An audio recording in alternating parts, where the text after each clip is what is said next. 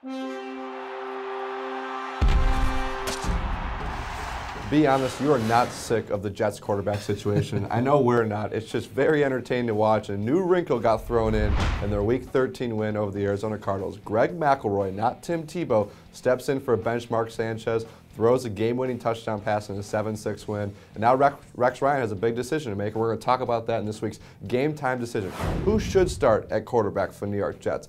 Now, Eric, he's going to make a decision on Wednesday, but that doesn't matter. Who cares what Rex thinks? It's about who you think should start. And when you look at the three options, what would you do if you were Rex Ryan? Well, I think it's a pretty clear message that was sent Sunday in the sense that Mark Sanchez benched. He deserved to be benched. He didn't play very well, threw 3 interceptions in the first half.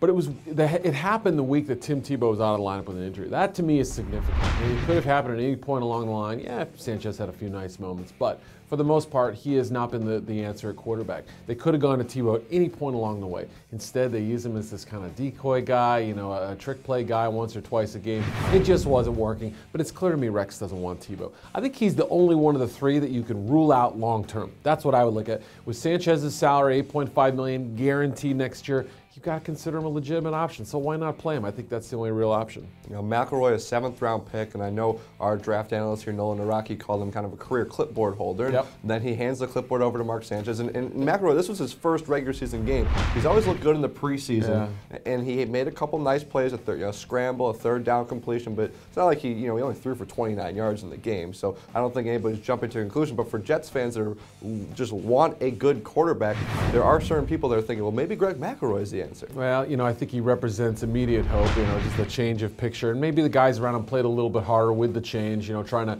to spur the kid to victory. He's an Alabama guy. I mean, the SEC rules everything these days. That said, I agree with Nolan. I think he is one of those career backups, a smart guy, a heady guy. I think he can help your locker room. I don't think he's going to be a legitimate answer on the field. Yeah, Mark Sanchez, the other thing about him, too, it's not like he's getting a whole lot of help around him. The run game has struggled this season. His best wide receiver has been on injured reserve in Santonio Holmes. And you look at the defense helping the offense, it hasn't done that this season. And the defense has been without its best player in Darrelle Revis. Certainly we're not going to, no excuses for Mark Sanchez, but you can look at it and say if they've had better pieces around him, we've seen the talent from him before. We saw when they made those back-to-back AFC title games. I do agree with you. I think they have to continue to stick with him, especially after they give him that money. They give him that kind of apology contract last year. Yeah.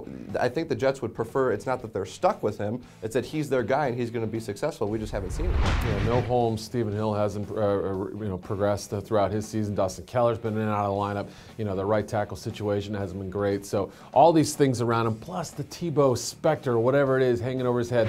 I suspect when he gets traded in the offseason, and that's what's going to happen, folks, at least as far as I'm concerned, that will help Sanchez out immediately. It was a failed experiment. It hurt 2 quarterbacks and not just one. Yeah, we'll see. Well, there could be a lot of changes coming to the Jets this season, whether it's Rex Ryan, Mike Tannenbaum, the quarterback. You mentioned Tebow, and maybe the Jets go and draft another quarterback in an early round. Continue to apply pressure on Mark Sanchez, but different kind of pressure than the type of pressure that Tim Tebow applied, because that obviously has been an absolute mess this season. Who do you think should be the starting quarterback for the New York Jets the rest of the way? Let us know in the comments on our YouTube page, and head to our website at ProFootballWeekly.com.